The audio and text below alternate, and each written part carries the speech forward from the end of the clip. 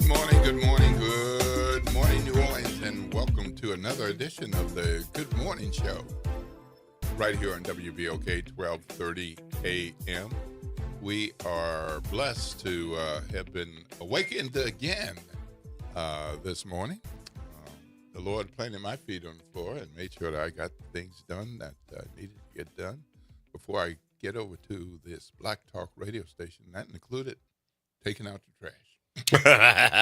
Well, not an everyday thing, but if I don't get it done at night, then some mornings I need to take care of. Oh, yeah. So Yeah. I am Will Sutton, and I'm here with Eddie Francis. Good morning. Thank you for coming back, my man. No problem. I didn't have anything better to do, so here I am. Here I am, Hanging out with the people. Yeah, hanging out with the people, trying to make my life better. And hanging out with the good folks, WBOK, our faithful listeners who always hang out with us on Facebook. They're not awake yet, but right. they'll get there. They'll get there. You know it. Absolutely, they will. And we've got quite a show for you today, so you're going to want to tune in. And on this one, I don't think you're going to want to tune in just for a few minutes. You're gonna want to hear a lot of what is going to come your way today, because we've got some good folks lined up. Yeah. And we're going to have some good conversations and good information. So, just for instance, we've got our friends from Liberty Bank. They're going to be coming our way this morning, and they'll be helping us with our financial health, of course, as they do.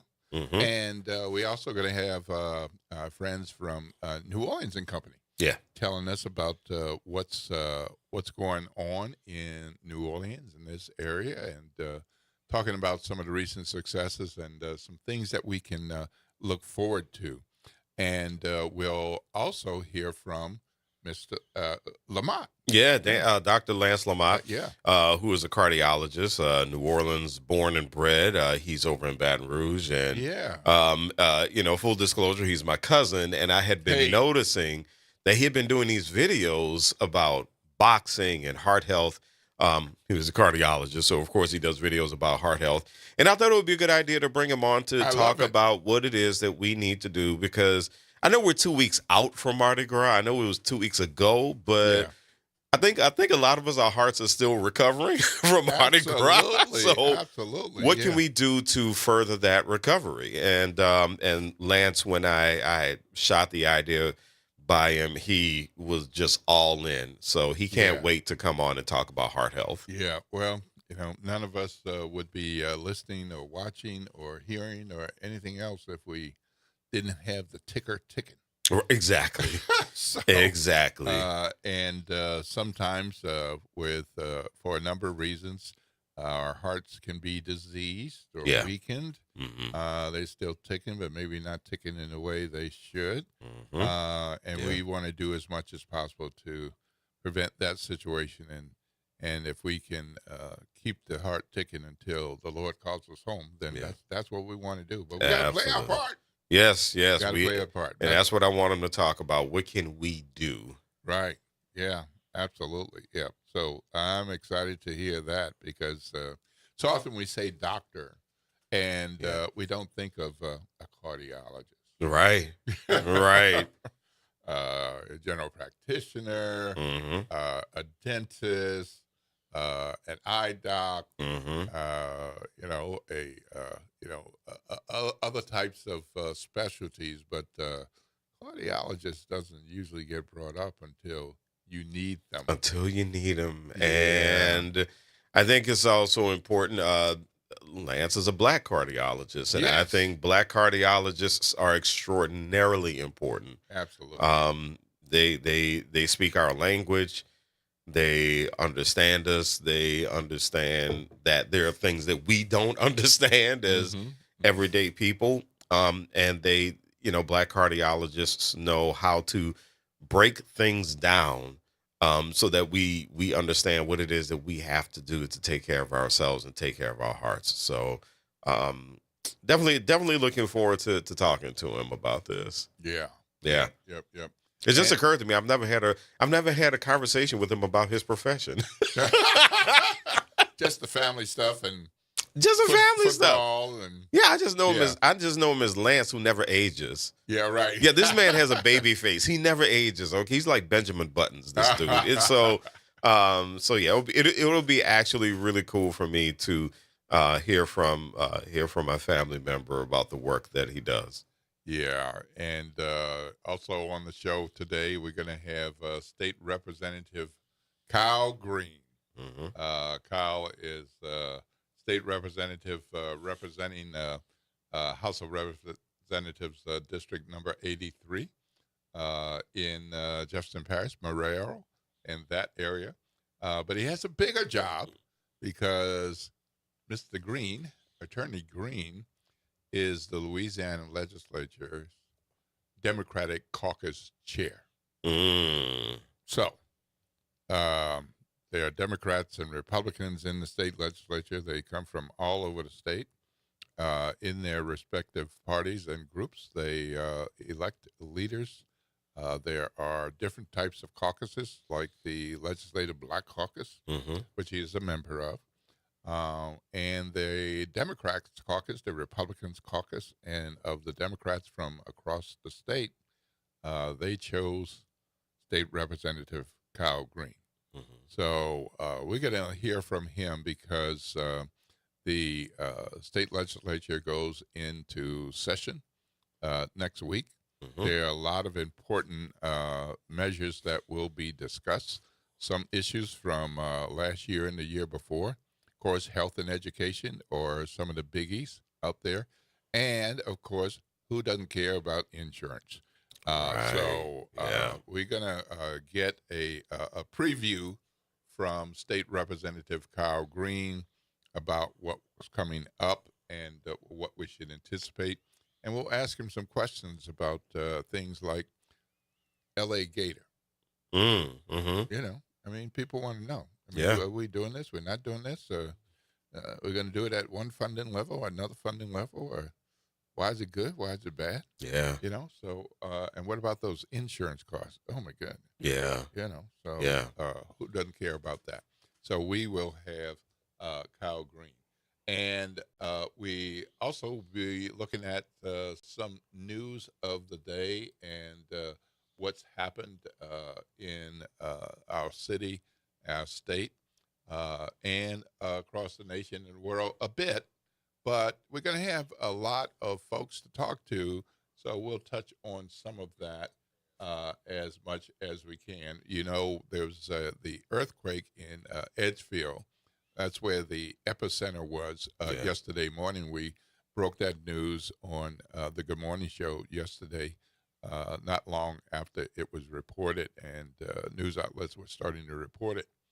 And initially, rather quickly, it was registered as a 4.4 earthquake. But as the day went on and they dug into this more, it turned out that it was a 4.9 earthquake. So more powerful. So in the world of earthquakes, 4.9 isn't a 5.0, so it's still in that moderate zone. But for a state like Louisiana, that is not moderate for us. No. That's major for us. And as best we can tell, no one was hurt, no major building damage, and we'll see what else we can find out about that for you on this morning. So we also have I think, pretty big development in the city of New Orleans. We have the mayor of our city being accused of not paying the bills for New Orleans police, and that's a heck of a thing because who doesn't want to be paid? And so the city, that is, has been in negotiations with the Louisiana police pension system. and on a number of issues. But yesterday, the head of the Municipal Police Employees Retirement System said that the city owes the system $800,000 in employee contributions. So it's not you give us this because you're being nice and you told us you would. These are contributions that police employees made, and the retirement system for the police said they made their contributions. You should give us the money that they earned and deserve. And these are contributions that are deducted from a police officer's compensation. And they're saying that the money isn't available. Of course, we have a tough situation with the city's financial status, but I guess we'll hear more about this. But imagine if you've been making contributions, Eddie. Imagine if you've been making contributions and it's time to collect, and they say, "We're sorry, Mr. Francis. We appreciate your participation, but we don't have the money to give you." That's not a good day. That is not a good day at all. Not a good day at all. All right, folks, it's 7:11 a.m. This is the Good Morning Show. My name is Will Sutton, and his name is Eddie Francis, right there to my right. We're going to have a great show today. After the break, we're going to be in conversation with State Representative Kyle Green about the upcoming legislative session starting on March 9th. So get ready for some rumble. What's that talk line number, Eddie? That is 504-582-9422, 504-582-9422. This is WBOK 1230 a.m. with New Orleans. It's talking about all day long.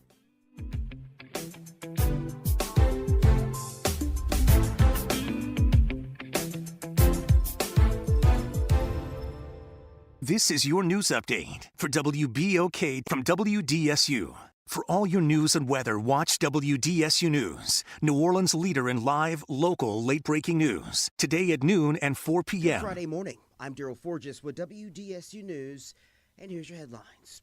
City leaders are pushing forward a permanent solution to make Bourbon streets safer, and it could come with a hefty price tag. Officials are considering installing swing gate barriers along Bourbon to protect pedestrians. They wouldn't have to be rolled out each night like the barriers NOPD officers manually move now. The project would cost taxpayers about $1.5 million. But records show the city has already spent more than $158,000 to rent barriers over a 9-month period in 2025. On top of that, Louisiana leased 32 barriers for the Super Bowl and Mardi Gras last year, costing taxpayers about $900,000. City officials say the permanent gates are still under consideration and no timeline has been set for installation. All right, a warning from the New Orleans Police Department. They say someone is impersonating an officer trying to scam people. According to the NOPD, the scammer is impersonating an NOPD officer and telling victims that there's a warrant that'll be issued unless payment is made. Now, NOPD reminds the public that law enforcement officers do not call individuals to demand payment in order to avoid arrests or resolve warrants. They warn to never give personal information or money to people over the phone. And a Saints legend could be ending his career, but with another team. Defensive end Cam Jordan is expected to enter free agency next week after failing to reach a new deal with the Saints. He's been with the Black and Gold for well over a decade. The biggest hope for the Black and Gold that maybe they'll re-sign him. I'm Daryl Forges. That's your headlines for WBOK, and have a fantastic Friday. Attention, WBOK listeners. Are you a fan of the station and want to show your support and style? Well, we've got some exciting news for you. Introducing the official WBOK merchandise, the perfect way to wear your love for the station. Whether you're a longtime listener or a new fan, we've got something for everyone. Head to WBOK1230.com now and grab your WBOK gear before it's gone. When you buy WBOK merch, you're not just getting quality items, you're supporting the station you love. Good morning, wake up. The Good Morning Show. Good morning. On WBOK.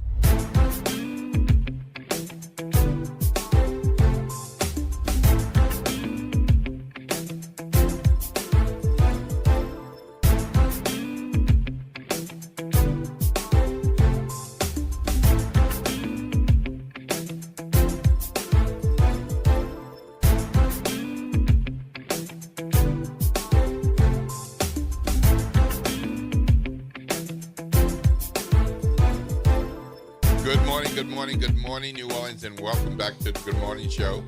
I'm Will Sutton, and he's still Eddie Francis. Yeah, even 15 minutes later, you're still Eddie Francis, man. That's good. That's that good. I am. Thank God. I wouldn't want any surprises, a few minutes go by and somebody else popping up in the chair. Especially somebody I don't know, So. That's been known to happen at this radio station. Yeah, right. That has been known to happen. It has happened to me a couple of times. Yeah. Yeah. Well, welcome back to the Good Morning Show for those of you all who have been tuning in, whether that is on AM radio or WBOK's YouTube channel or WBOK's Facebook page, and you're watching and listening via Facebook Live. So we can't see y'all, but y'all can see us. It's radio, but we got cameras in the studio. We are happy to have in the studio with us this morning State Representative Kyle Green out of Marrero, but I don't know how often he's going to be seeing his bid in Jefferson Parish starting next week. Because the legislature, the Louisiana State Legislature, will be going into session, Louisiana State Senate, the Louisiana State House, to take care of the people's business. But as we know, when the legislature goes in, it doesn't always feel like they're taking care of the business that's most important to us. But there are folks like Mr. Green fighting for things that would be beneficial to us, but then there's the numbers, because it's a supermajority of Republicans in the House and in the Senate. But there's still work to do. And so welcome to the Good Morning Show, Mr. Green. We appreciate your coming in for a bit. Thank you guys for having me at 7:10, 7:15. and you're right that my bed and I have not had the best relationship the last month. That's already. It started about a month before session starts. So, it's already here. All right. So correct me if I'm wrong. Just a little context about you and your role before we get into what's going to be happening. So it's been said that you're the Hakeem Jeffries of Louisiana State Legislature? Basically, yes. I am the chair of the House Democratic Caucus, which is effectively the Democratic leader of the House or the minority leader. So folks who can understand, it's effectively what Congressman Hakeem Jeffries is on the national level, representing the U.S. House Democratic Caucus. And how many Democrats do we have in the state legislature? 32. 32 in the House. And I think 11 in the Senate. Yeah. 11 or 10 in the Senate.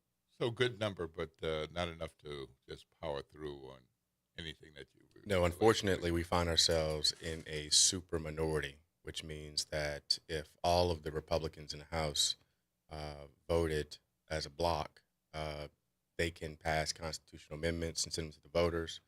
They can pass budgets, which require 2/3 vote in the House and in the Senate.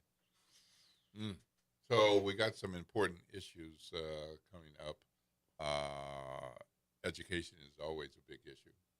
Health is always a big issue. In recent years, insurance, even when you're not in session, is a big issue. And there's more. But how about we start with a hot one, L.A. Gator. The governor says he wants $8 million. The Senate president of the same party says, nope, not going to happen. We're at about the right place with $43 million. Right. Both Republicans, both in powerful leadership positions, they disagree. Do you see any agreement in the state legislature or even in the House to keep it at the same level or to increase it? Short answer is no. I think that Cameron has been pretty consistent in telegraphing where he stands on that issue. And I agree with him in his principles for that, because his belief is that if we continue to have this program grow, it will cause our state budget to balloon, similar to how we've seen it balloon with respect to TOPS. And that TOPS was initially established to give individuals or children or kids who didn't have the means to attend college, an institution, a public institution, to give them that opportunity. And what we've seen is that it has grown to where people who do have means take advantage of it. People like myself should not be using Gator program to subsidize their children's income when they have the means. It should be used to give people who are in lower performing schools, those parents, the option to send their kids to what some would say a better performing school. So I think Cameron's right on that part. With respect to the additional, I think, $40 million that the governor has proposed in his executive budget, the way the Constitution is crafted, the House gets the first crack at drafting our Constitution. So what the governor does is he submits his budget, and his budget is automatically encapsulated in a bill form. And so we in the House get it, and we get to tinker with it and either take out all of his suggestions and put our own, and then we send it over to Senate, and they do the same exact thing. So, given the fact that Cameron has indicated he does not intend to fully fund Gator at the level that the governor wants, I would hope that the House could then take that information and the extra $40 million, we can use that and send it to other places to help our people. Okay. So I'm sure there are faith-based schools, private schools in your district. There are faith-based schools, private schools in New Orleans and elsewhere in southern Louisiana. I went to public schools until high school, and then I went to a private Catholic school. So there are opportunities for people like that under the current system. But I'm not so sure that's where and how the money should be used if it's public tax dollars. Am I kind of getting to where you and others are, or am I wrong? Yeah, I'm not going to paint a broad brush and say that we shouldn't have the Gator program. But I think it should be very, very limited. And we have a problem, in my opinion, in the state in not fully funding public education and making sure that public education has all the resources that it needs to ensure that all of our children are successful. And when you have a limited amount of resources,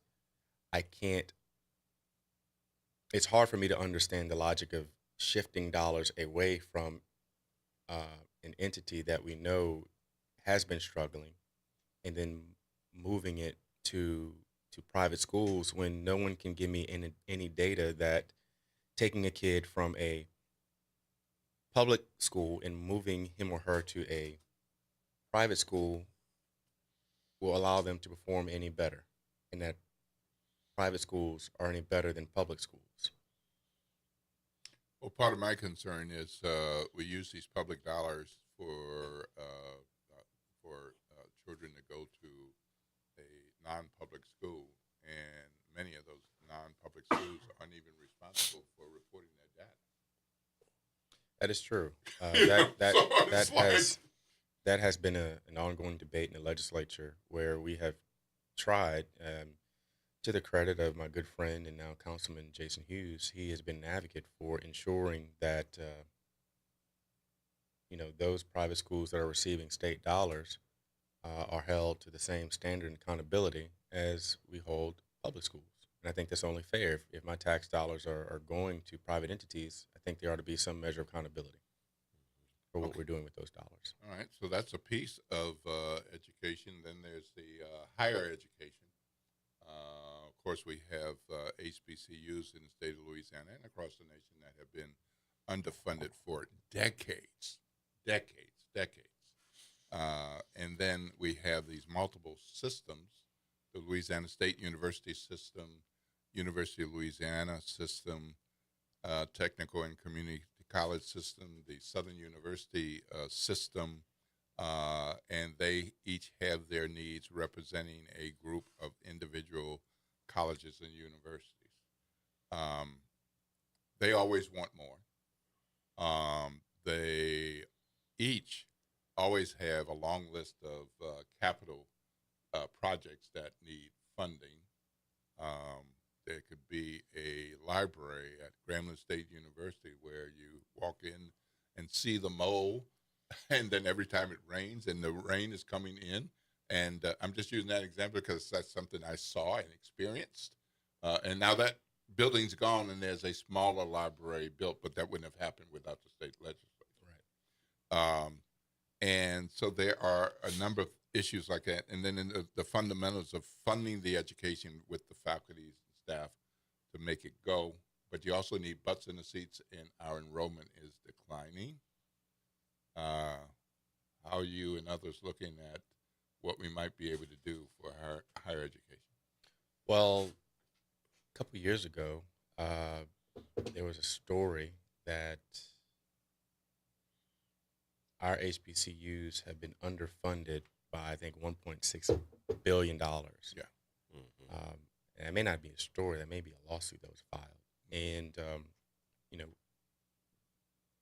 people like myself, who's a two-time graduate of Southern University, undergrad and law school, recognize the importance of our HBCUs and have pressed the administration to try to do the best that they can and we can to try to right that wrong.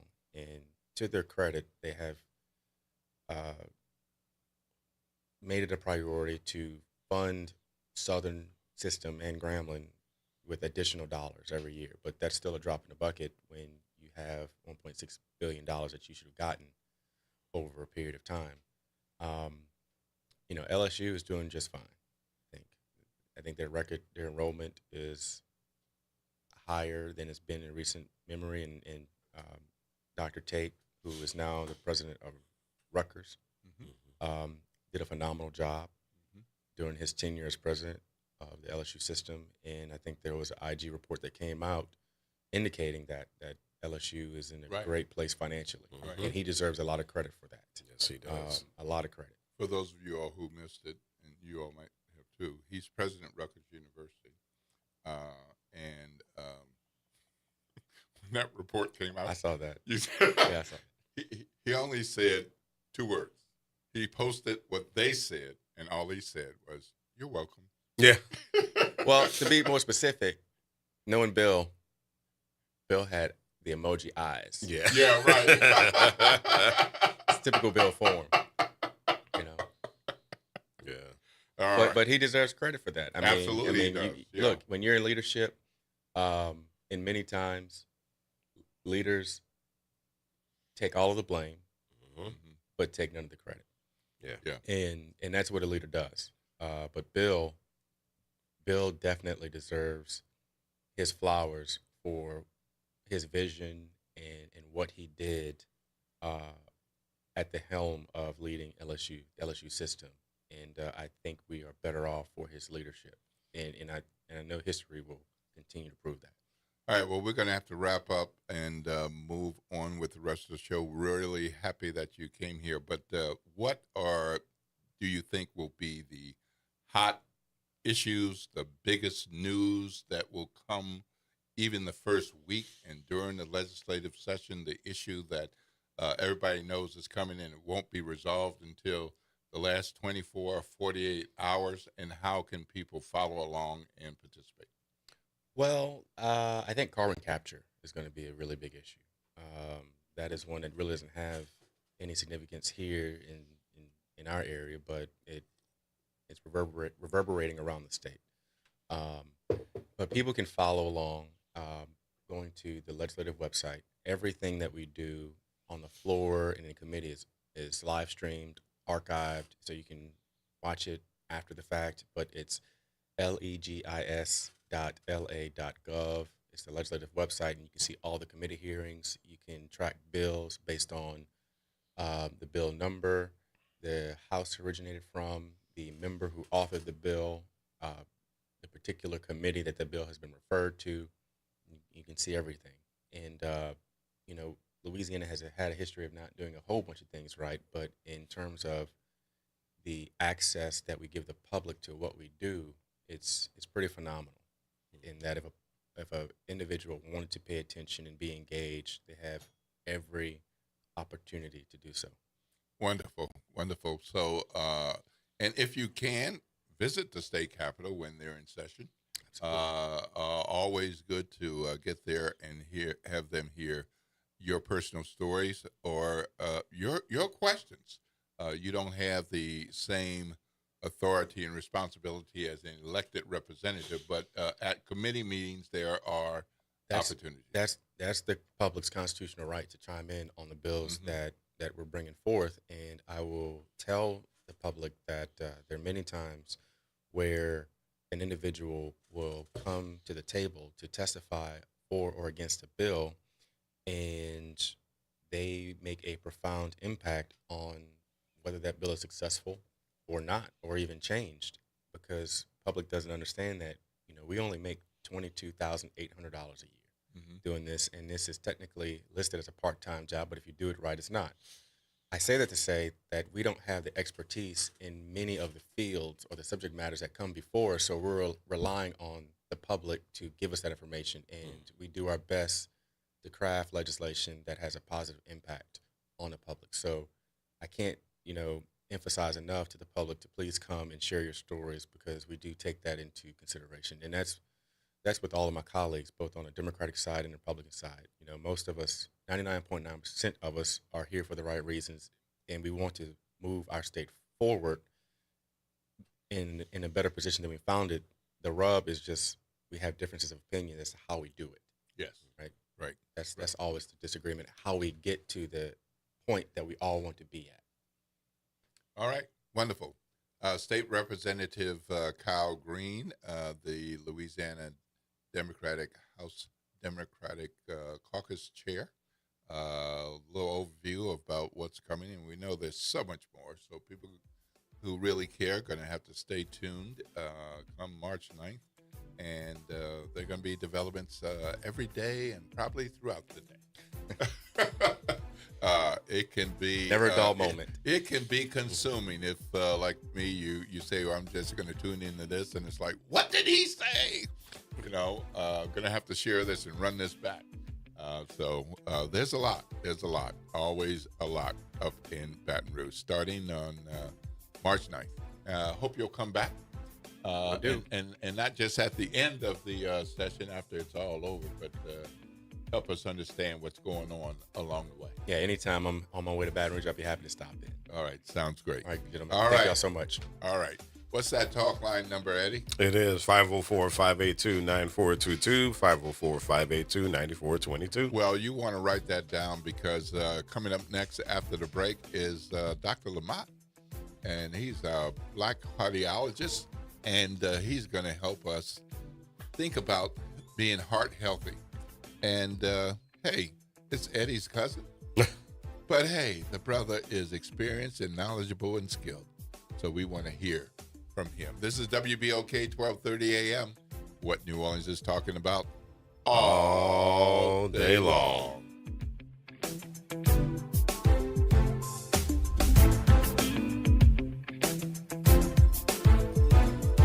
This is your news update for WBOK from WDSU. For all your news and weather, watch WDSU News, New Orleans' leader in live, local, late-breaking news. Today at noon and 4 p.m. Warm and muggy to start the day once again. We'll see mostly cloudy skies, but clearing by the time we get to the afternoon. A few spotty showers expected for the first half of the day, and that will continue into the second half of the day. Not expecting a washout, though. Highs today will be 81 to 84 degrees, still well above average. For tonight, lows 66 to 70.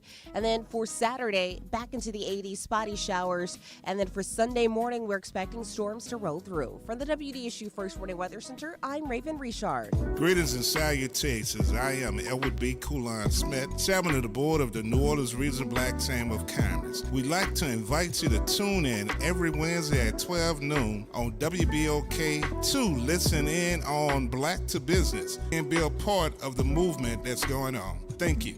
Attention teachers, the 20th annual Charter School Teacher Job Fair is Saturday, March 14th, 9 a.m. to noon at Hines Charter School in New Orleans.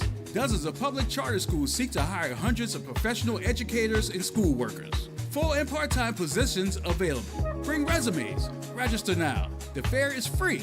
Go to gnocollaborative.com to pre-register, post your resume, and review vacancies. Register at gnocollaborative.com today. This is The Law in Your Legacy. I'm attorney Pete Hamilton. I'm attorney Ryan Hamilton. If you had $1 million, would you leave it to an 18-year-old? Hopefully not, but that's exactly what can happen with a simple will. The money goes straight to your kids when they hit the legal age, no guardrails. A trust lets you control when and how they receive their inheritance. You can set ages, milestones, or even make sure they finish school first. Give them security, not a spending spree. This is not legal advice. That's just a tip brought to you by Liberty Bank and Trust. For more information, go to libertybank.net or contact us at 504-915-5016. Good morning, wake up. The Good Morning Show. Good morning. On WBOK.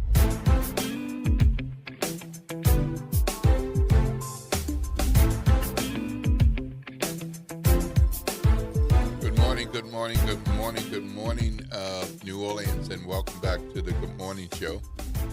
I'm Will Sutton, and this is Eddie Francis.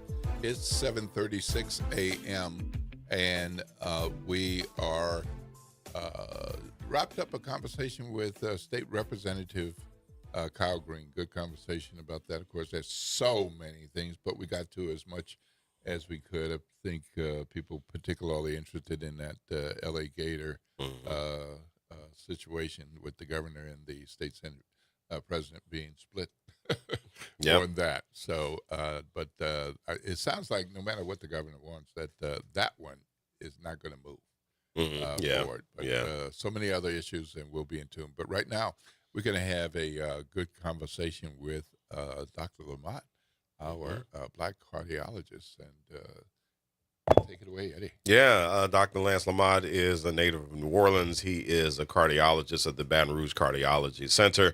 I know the man because he's my cousin, and so I figured it would be good for him to come on and talk about heart health, especially 2 weeks out from Mardi Gras. And we're going to find out about an exercise that he thinks is great for heart health. And so let's go ahead and bring on Dr. Lance Lamont. Good morning. How are you, sir?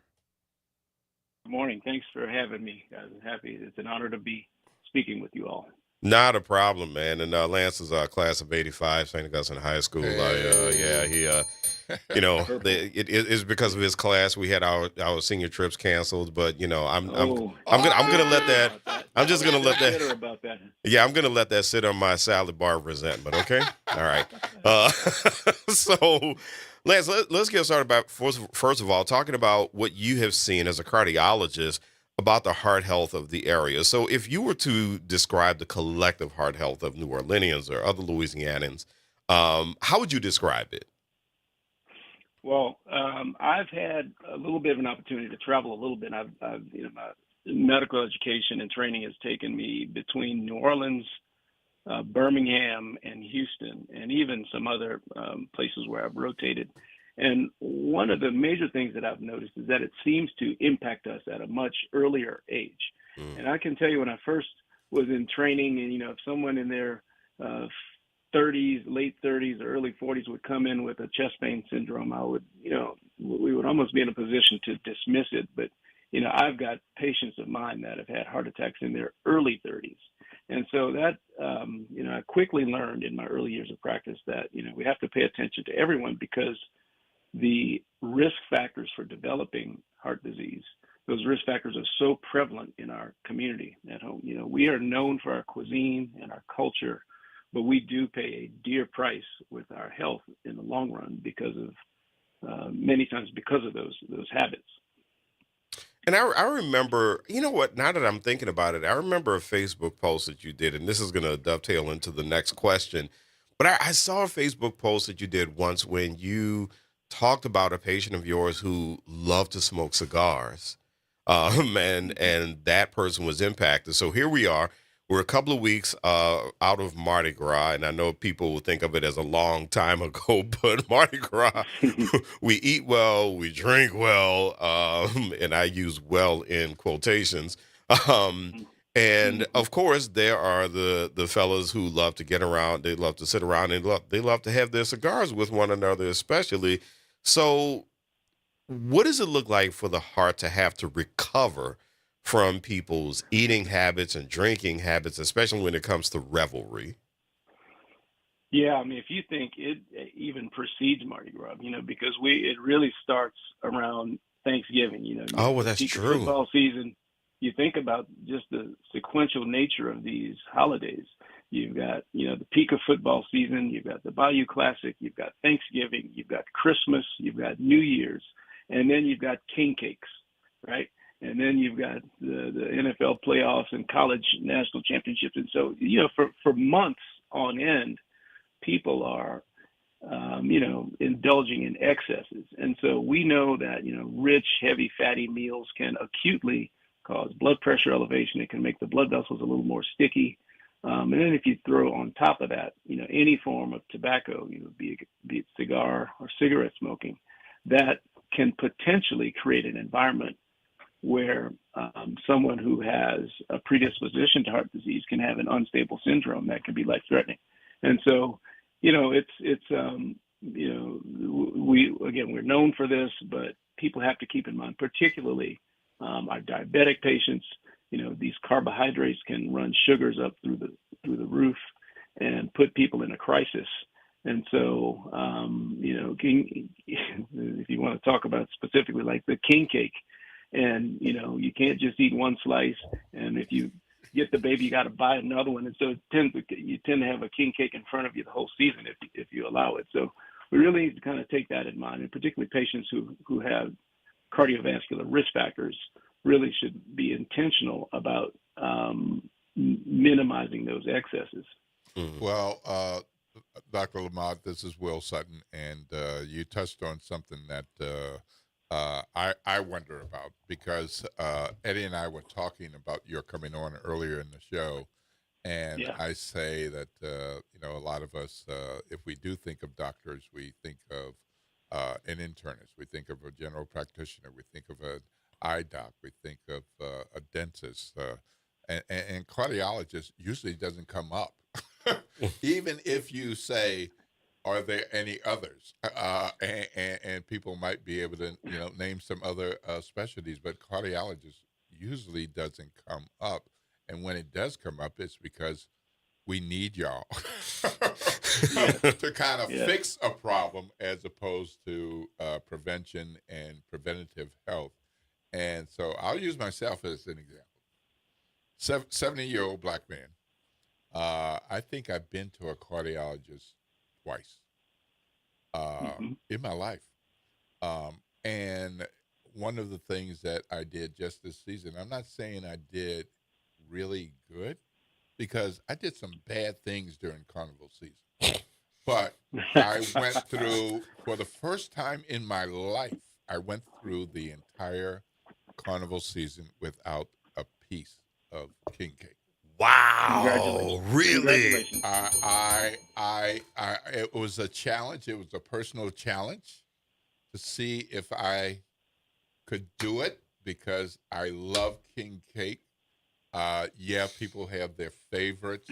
I'm the taster. You got another one for me to taste? Let me have it. Let me have it. You got stuff on there I wouldn't put on there. You got pickles on there. I'll try it. But I'm the taster. But when you said risk factors, like I said, 70-year-old black man, overweight. Yeah. I know I got risk factors, but what does that look like? What can I be thinking about are possible risk factors that I can then say, maybe somebody should take a look at me? Well, yes. So I would be remiss if I left this discussion without talking about what those risk factors are. And so just a little bit of backdrop. Heart disease in general is the leading killer in the United States. It's estimated in the next 10 years there's going to be 130 million people impacted by some form of heart disease. Every 40 seconds, someone has a heart attack. In Louisiana, there are about 12,000 people who die each year from heart disease. And if you look specifically at the African-American community, just with the demographics, that's about 5,000 deaths in our state in people of color from heart disease. So the people who are at the greatest risk have the classic collection of risk factors: high blood pressure, high cholesterol, diabetes, smoking, and a family history of it. Now, being overweight is an indirect risk factor, but the main five: high blood pressure, high cholesterol, diabetes, smoking, and family history are the leading risk factors. So the more of those you have, the greater your risk. And so it is important to control all of those risk factors to the best of your ability. You can't change your genes, but you can change your habits. And many of those are what we call modifiable. You can control your blood pressure. You can control your blood sugar. You can not smoke. You can't change your parents, but you can change the habits of your parents. And our bias is, someone with those risk factors should be seeing a specialist. And this is not a knock on primary care physicians, and many of them are very, very good. But, we see things with a little bit of a different lens. And, just specialists, be it a pulmonologist, a nephrologist, an oncologist, we all kind of see things differently. And so our bias is to have these patients come in for evaluations prospectively so we can get ahead of things. So yes, we, and in your particular case, obviously, Purple, we would want you to have a relationship with a cardiologist, because you do much better if you have a relationship, and you don't want to be tossing a coin in the middle of the night, because we can have a discussion about healthcare disparities and just how treatments may be different depending on your provider. And so sometimes you may be better off just chewing an aspirin and biting a towel than having the wrong set of hands taking care of you at 2 a.m. So as we wrap this up, let's talk about what folks can do. So in terms of diet and exercise, what are your recommendations for a healthy heart? So the American Heart Association recommends 150 minutes of exercise per week. So that breaks down to about 20 to 30 minutes most days of the week. And it could be something as simple as walking. If you're into biking, swimming, jogging, whatever you're capable of. And I always tell patients, it's not as important what you do, it's more important that you do, so that you are staying committed. And you have to do a little bit of self-analysis. If you're one that you just like to put headphones in and put on something on television, on YouTube, that's fine, as long as you stay committed to it. If you're someone who has to buy every latest gizmo and Peloton and put it in your home, just make sure that you use it. Or if you need to go to a gym or a fitness class, you just have to do a little self-analysis. For me, I find it, I have a group of people where we keep each other accountable.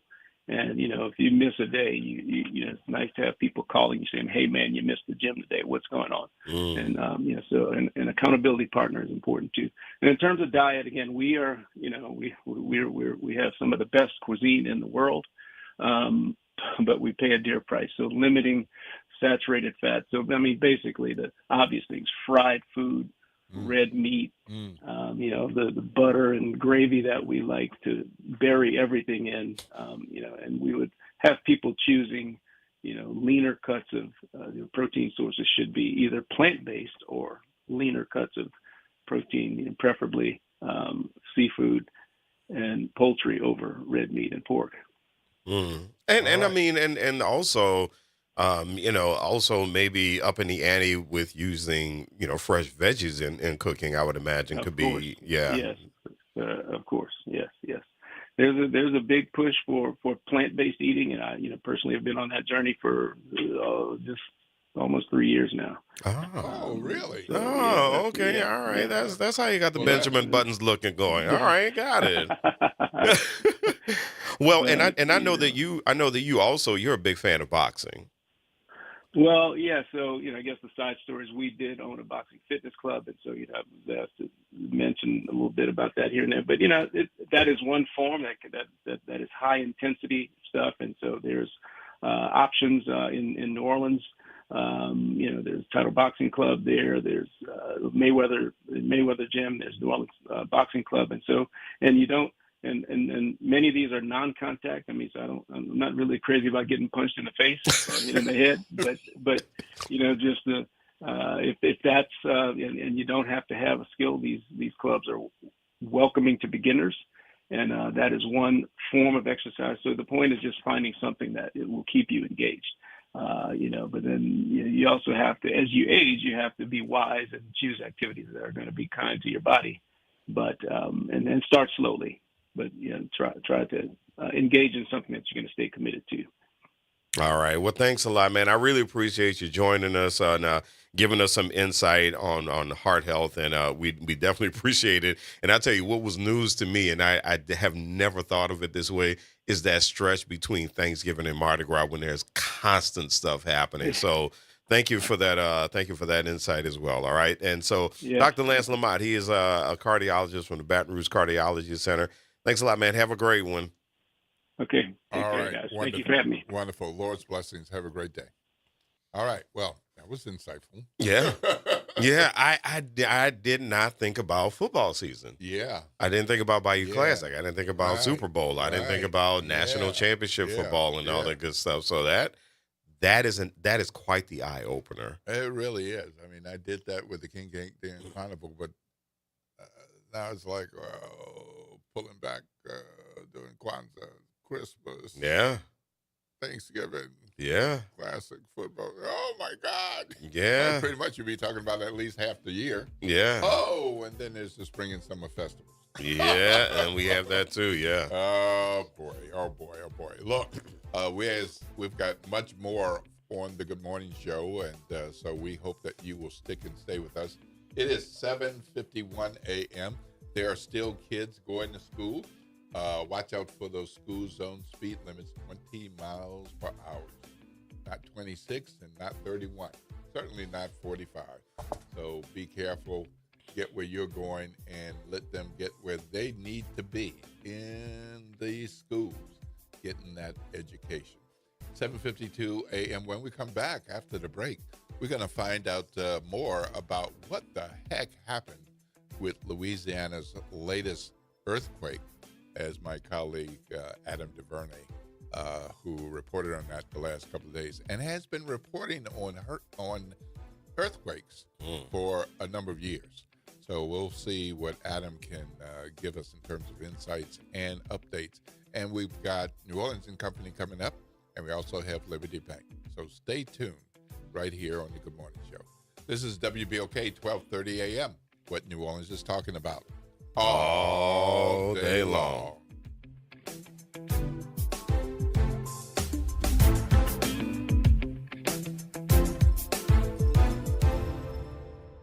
Interest rates and inflation are out of control.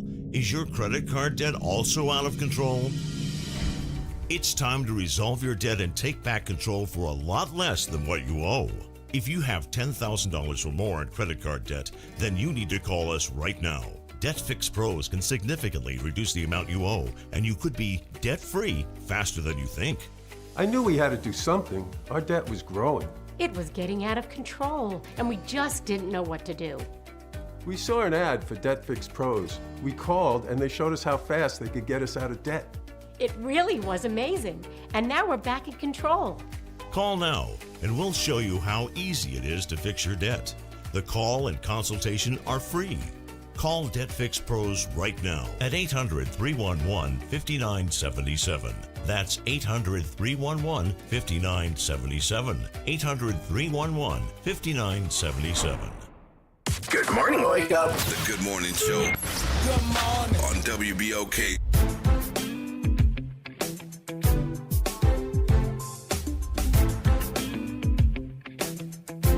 Good morning, good morning, good morning, New Orleans, and welcome back to the Good Morning Show. I'm Will Sutton, and with me is Eddie Francis. It is 7:54 a.m. Let's jump right to the phone. We've got a special guest. Adam DuVernay is a reporter with the Shreveport-Bossier City Advocate, which means he's my colleague. So for those of you all who don't realize it, we've got newsrooms headquartered in Lafayette and New Orleans and Baton Rouge and Shreveport-Bossier City, and there are others. But Adam is up north, so he was dispatched to cover what happened when the earthquake hit. Good morning, Adam. How are you? You're on with Will Sutton and Eddie Francis. Hey, good morning, y'all. Thanks for having me on. All right, Adam, this was quite a shock yesterday morning to hear that we had an earthquake, had another earthquake, and then the numbers kept going up and it became an even larger earthquake. Give us a summary of what happened and context of where this fits with earthquakes in Louisiana. Sure. So at about 5:30 yesterday morning, there was an earthquake in Coshada in Red River Parish. It's about 50 miles south of Shreveport. It originally registered as a 4.4 with the U.S. Geological Survey, but not too long after that, they bumped it up to a 4.9. Either one of those magnitudes would have been the largest earthquake in the region in some time. And the 4.9 certainly was the largest in recorded state history. Louisiana doesn't have an amazing set of seismographs all around, so there are a lot of smaller earthquakes that can go unnoticed, but the big ones can be picked up, and 4.9 was certainly the largest one. People felt it all the way up here in Shreveport and beyond, even north of the Arkansas border and over in Texas. The shaking was pretty intense. I didn't personally feel it. My editor, Barbara Leader, did wake up 5:30 in the morning and got me up and working on it for pretty quickly. And over the course of the day, we learned more about how people were reacting to it. But people are kind of getting used to, especially in that Coshada area, feeling some shaking, not quite this strength. Usually they're around magnitude 2.9 or 3. So this was a big one. Adam. We're familiar with hurricanes down here. We're not very familiar with earthquakes unless it's something offshore or something like that. But so if I'm hearing you correctly, this has happened before in the same area. So is that on some kind of fault line of something, or why is that area having earthquakes plural? Sure. So Northwest Louisiana is not historically accustomed to earthquakes. In fact, the rise of these small, shallow earthquakes is a relatively recent phenomenon that they have been picking up in both frequency and strength since about 2021. Just over between December and February of this last year into this year, there have been 10, including the 2 that happened yesterday. And about the same time frame the year before, from December 2024 to January 2025, there were 7. Those were actually north of Shreveport in Mooringsport up here in Caddo Parish. But they are believed to be part of the same kind of phenomenon. These are what the USGS and other geologists believe are induced earthquakes, meaning that they're not caused by the natural movement of faults like you might see out in California or in the Pacific Northwest. The belief is that these are the result of the injection of a wastewater that is generated during a natural resources extraction process back into the ground. The process is fairly complicated from a geological perspective, but the point being is that all this wastewater being put into the ground is causing changes in the lower levels of the earth. I spoke to one geologist who says that she's concerned that what is happening in the Coshada region may indicate that all this new pressure from this water is activating an ancient but dormant fault line. So these are things that are not deeply understood on the local level, but they do mirror what we see in East Texas and Oklahoma and West Texas and other places in the middle of the country, which are not historically earthquake zones, but which are, home to many of these disposal sites that are being linked to these induced earthquakes. Oh my! So here we go again. Human-induced weather and earthquake impact. So it's not a natural and normal thing that we might think about with earthquakes elsewhere, but this is us. This is us causing this with the way we're doing and using sewage water. Wow. Okay. Well, Adam, we're going to have to go and move to the rest of the show. I really appreciate you getting up at this hour. to spend some time with our WBOK family of listeners. There was a lot of interest in this yesterday and throughout the day. So this context is quite helpful. I learned a few Happy things. to be on. We'll continue reporting on these if they continue to occur. All right. How can people reach you if they want to touch base with you, Adam? Yeah, my email is adam.duvernay@theadvocate.com. All right. Very good. All right. Well, thanks again, Adam. Lord's blessings. Have a great day. All right, folks, that's going to wrap up that conversation about the earthquakes. When we come back, we're going to be in conversation with Walt LeJay from the New Orleans and Company.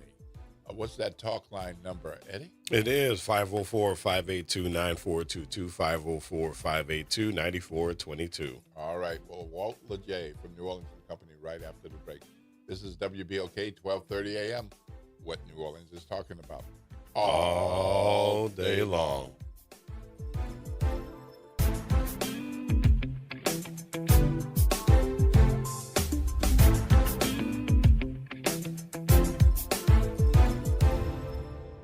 WBOK New Orleans, home of the Good Morning Show, 7 to 9 a.m. weekdays.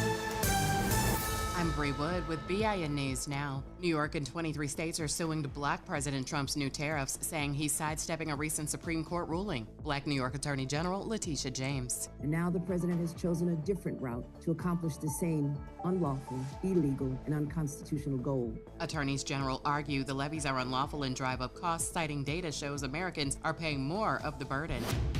The DOJ is preparing to offer plea deals to about a dozen defendants in a mob-linked illegal poker case that also includes several NBA figures. More than 30 people were indicted last year, including Heat guard Terry Rozier, Blazers coach Chauncey Billups, and former player Damon Jones. And Apple Music is rolling out new AI transparency tags to flag songs, videos, and artwork created with artificial intelligence. Labels and distributors must disclose AI use, though Apple says if nothing is listed, it assumes none. Get BIN News Now on demand 24/7 on the iHeartRadio app. Good morning, wake up. The Good Morning Show. Good morning. On WBOK.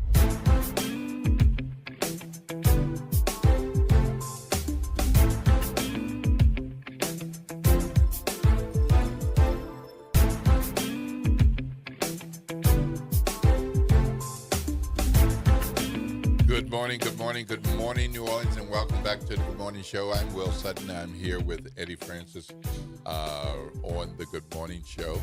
It is 8:03 a.m. You got somewhere to be at 8:10 or 8:15. You might be able to make it depending on what your stage of dress and readiness is. And if your work is on the other side of the bed or in the next room, then you might be in a little bit better shape. But if you are headed out to the vehicle, don't forget your keys, and make sure you take care of those personal things like prepping the beard, switching the mustache, putting on the makeup, anything like that. Do that in the house and not in the car, so that people can get where they need to go, and you can too. We got school kiddos headed to school. The school zone limits are 20 miles per hour. So easy to forget that if you're trying to take care of other things. Yeah, so I had someone on the road with me who was doing her makeup this morning. Mm-hmm. Yeah, and she thought it was okay because she was in the right lane, going slower than everybody else. Right. But no, yeah, right, no, let's not do that. that was not okay. Okay, all right. Well, we've got Walt LeJay, actually more specifically, Walt LeJay the third from New Orleans and Company on with us, the president and CEO, the top man himself, visiting WBOK in the Good Morning Show. Good morning, Walt. You're on with Will Sutton and Eddie Francis. Good morning, Will and Eddie. It's great to be with you. Thanks for having me. Absolutely. So, Walt, there's always so many things going on. It just burns me up when people say there's nothing to do. And it's like, are you looking at what I'm looking at and hearing what I'm hearing? Because there's always something to do. And in particular, we had what I think was a pretty incredible Mardi Gras season for 2026. Can you tell us about how that went from your perspective and the perspective of the New Orleans and Company? Yeah, absolutely. I think you're right. It was a really good Mardi Gras season this year. You always have to start by thanking the city and law enforcement leaders who worked really diligently, as well as the sanitation workers and so many others to make it possible. You know, they call it the biggest free show on earth, but ultimately the people of New Orleans put this show on for ourselves, and then ultimately for a lot of people who visit us as well. So for locals, it was a great Mardi Gras. I think for visitors, we had an uptick of about 20%, particularly strong visitation from the region, which is welcome, because in the last couple of years, we've seen some dips in drive distance visitation for Mardi Gras. So I think it's an indication of the positive things happening with law enforcement, the other positive things happening with cleanliness improving and other things. So highly impactful from a visitation standpoint, also great for locals. And I am excited, as I'm sure the city is, as we wait to see in the next 30 days or so what tax collections look like as a result of that visitation. It should be helpful to the overall budget situation that we've been facing.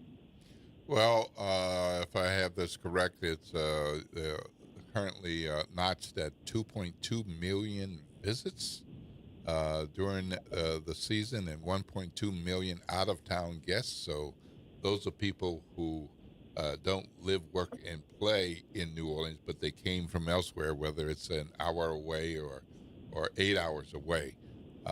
Those look like some pretty good numbers. I'm interested in what you just said about the driving visitation.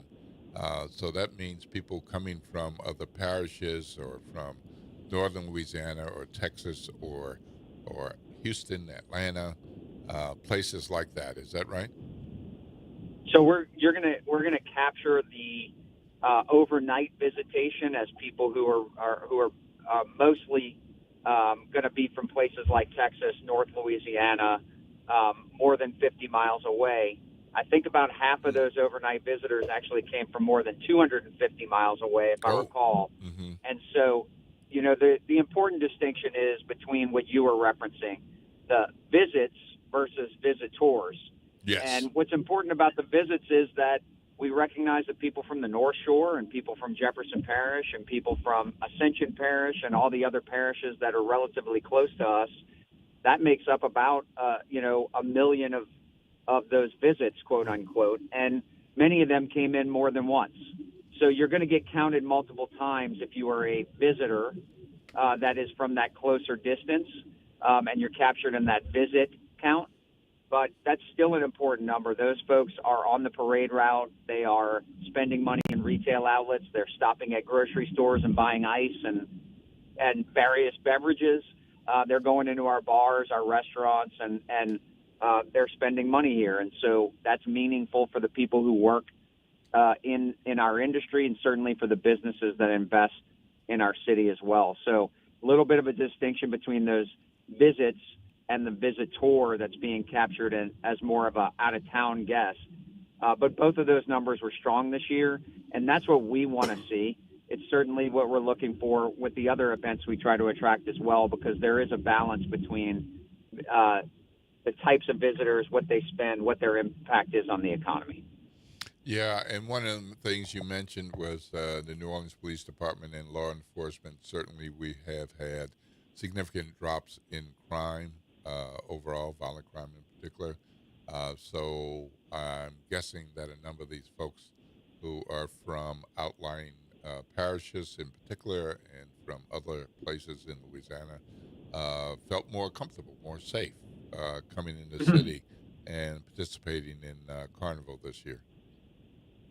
Well, a lot of credit goes to NOPD leadership. Certainly the mayor, her team, the city council, but also the previous mayor who was implementing some of these things over the last 18 months. Perception often trails reality. And so the reality has been that we have been improving from day to day for many months now. But I think perception is beginning to catch up with that reality. And so we're starting to see that in our regional visitation. that's a good thing. That means visitors, again, coming in, going to Audubon or going to World War II Museum or any of our other attractions, the Historic New Orleans Collection, but also coming in to support restaurants, retail outlets, and other things. So that's a positive sign, and our hope is that perception will continue to catch up with the reality of the great work that our men and women in law enforcement have done to protect us at a higher rate. All right, we're going to take a break, Walt, for just a couple of minutes, and then we can come back. I want to hear about the Music City Volleyball Championship. That sounds like a lot of people came in, and it's one of those events that, it might not be high profile for so many people, but when you bring in that number of people and it's a championship, and so there are multiple games and people are here not just for an hour or two, but for a stretch, that certainly makes some impact. So we'll hear more about that and some of the other good things that have happened and what's coming up, because I also see that there's a new restaurant announcement, and that's wonderful too.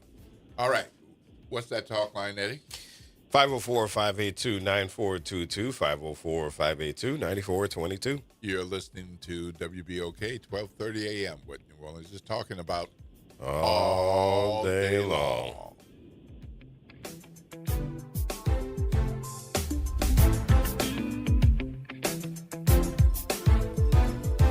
This is your news update for WBOK from WDSU. For all your news and weather, watch WDSU News, New Orleans' leader in live, local, late-breaking news. Today at noon and 4 p.m. Good Friday morning. I'm Daryl Forges with WDSU News, and here's your headlines. City leaders are pushing forward a permanent solution to make Bourbon streets safer, and it could come with a hefty price tag. Officials are considering installing swing gate barriers along Bourbon to protect pedestrians. They wouldn't have to be rolled out each night like the barriers NOPD officers manually move now. The project would cost taxpayers about $1.5 million. But records show the city has already spent more than $158,000 to rent barriers over a 9-month period in 2025. On top of that, Louisiana leased 32 barriers for the Super Bowl and Mardi Gras last year, costing taxpayers about $900,000.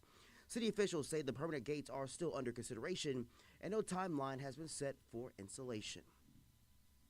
All right, a warning from the New Orleans Police Department. They say someone is impersonating an officer trying to scam people.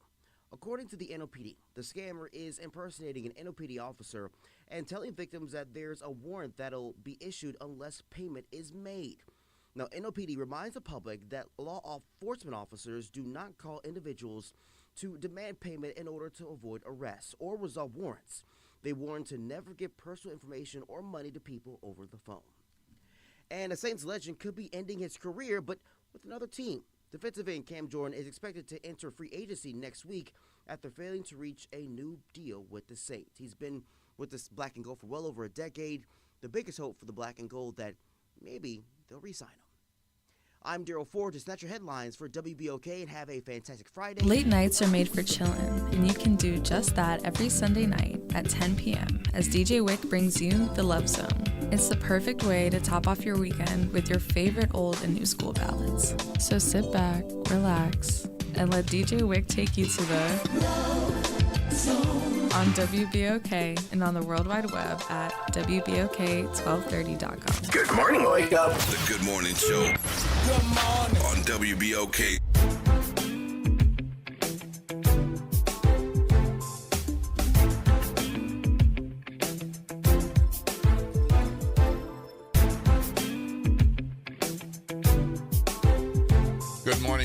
Good morning, New Orleans, and welcome back to the Good Morning Show right here on WBOK, 1230 a.m. I'm Will Sutton. I'm with Eddie Francis, and we're in conversation with Walt Leger from New Orleans and Company. And we were talking about the Music City Volleyball Championship. Well, we weren't talking about it. I said I want to talk about it.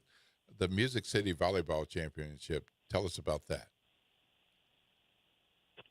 Well, Will, as you were saying, that to kick off the show, there's always something going on in this town, and we certainly are in the business of trying to keep people busy. And so just on Ash Wednesday, right after Mardi Gras wrapped up, we had a ton of people pouring into town, almost 20,000 people, 9,000 athletes, 15,000 spectators, 815 teams for a massive Girls USA Volleyball Junior National Qualifier Tournament event. And they poured into the city, stayed in hotels throughout the community, and we're over at the convention center for their competition. And as you were referencing, I mean, that's a lot of people, and it's particularly important as you come off of an event like Mardi Gras. You want things to kind of continue to you want things to continue to move forward. You want there to be a stable level of visitation. You don't want to find major peaks and valleys, and so really important that we stay busy. We keep people coming, and that's why we compete for these types of events, because every event impacts businesses and individuals in different ways. And so a variety of events is what we seek to bring in. Another example is right now, today, we're wrapping up another major medical conference, American Academy of Orthopedic Surgeons, that's over 15,000 people here. A lot of doctors, but also a lot of the allied health professionals and vendors who exhibit and support that industry. So again, about 15,000 people there. And so our aim is to stay busy, and we have been. And New Orleans is going to be the host of North America's 50 Best Restaurants. What is that going to look like? I mean, we got some rather incredible restaurants here, and they're identifying the 50 best. Woo.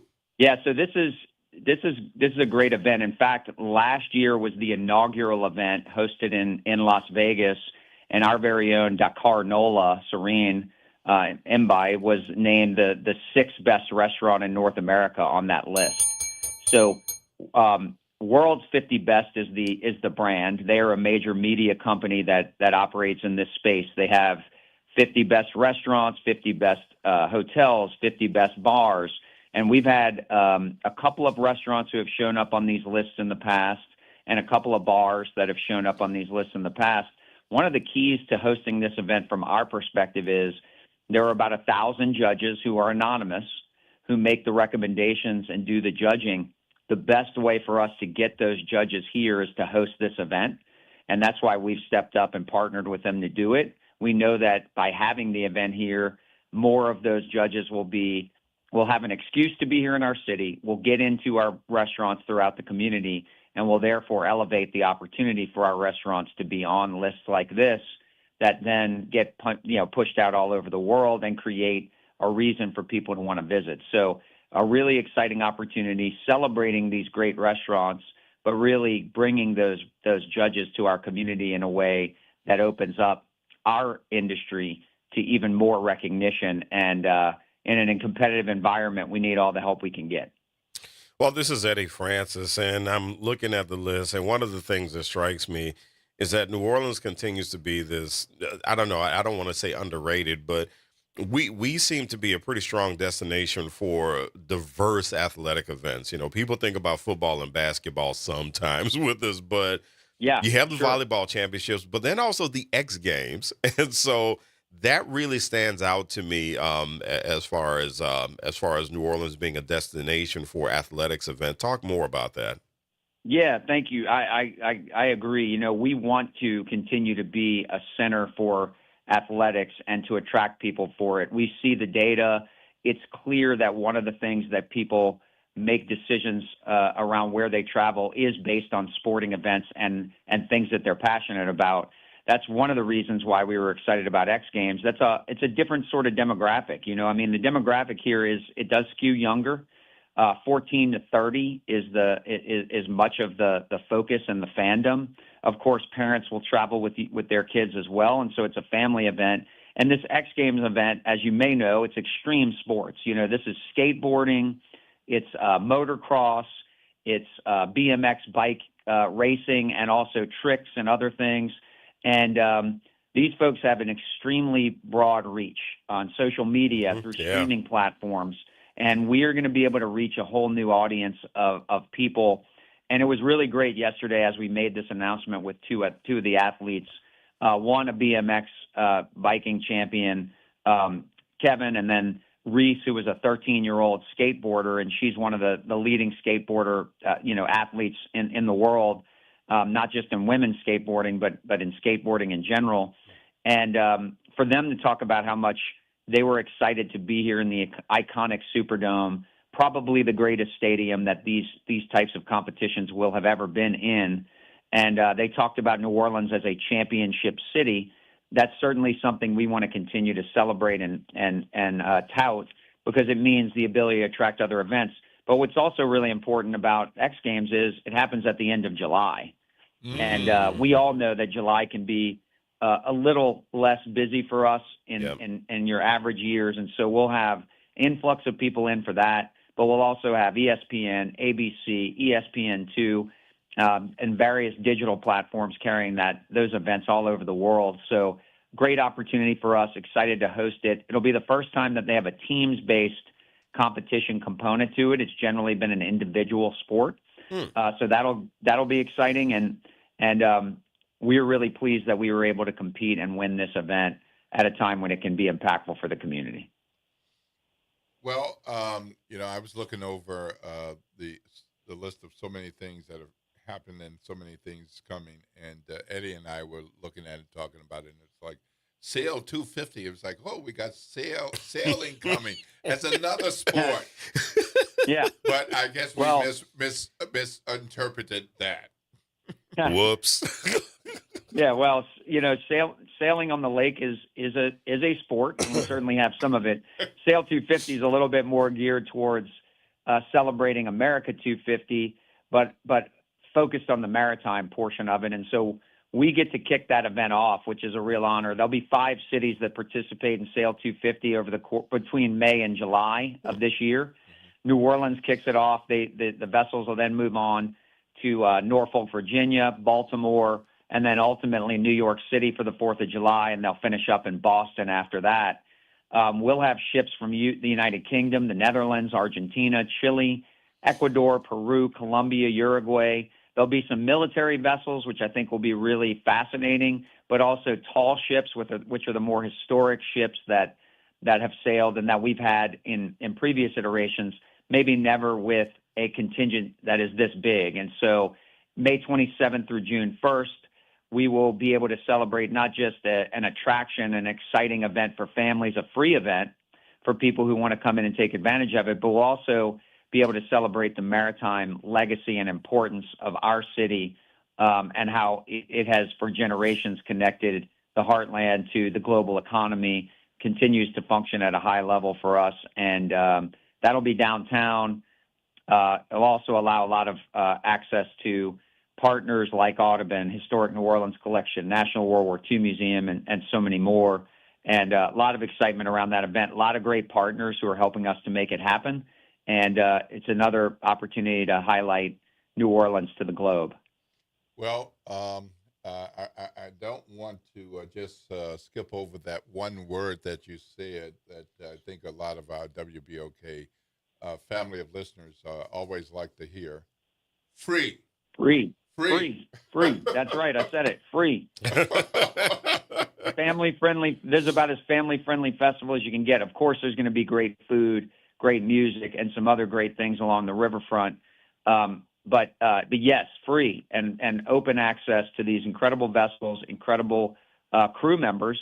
And I think that's important too. I mean, allow a lot of young people to be able to interact with and meet some of the very impressive crew members of these vessels who will be here to visit our great city as well. So, keep that in mind. And certainly more information on our website, neworleans.com, Sail 250. But that event will be, just around the corner. There's a lot of things that will happen between now and then, but that one's coming up quick and be here before you know it. Well, I have seen tall ships in particular and Navy ships at other events and places, but this one looks to be much larger than anything that I have visited before. If you guys have not seen a tall ship, it's rather impressive and beautiful. And I strongly encourage you to get out there for one of those days, if not multiple days. It's because certainly the price is right, free, and it's something to see. It is really something to see.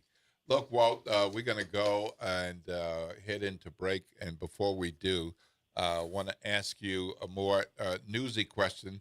And that is, you mentioned the month of July. And, of course, month of July is a Essence Festival month. And the Essence has been in the news recently. And based on the reporting, has not paid some rather significant bills.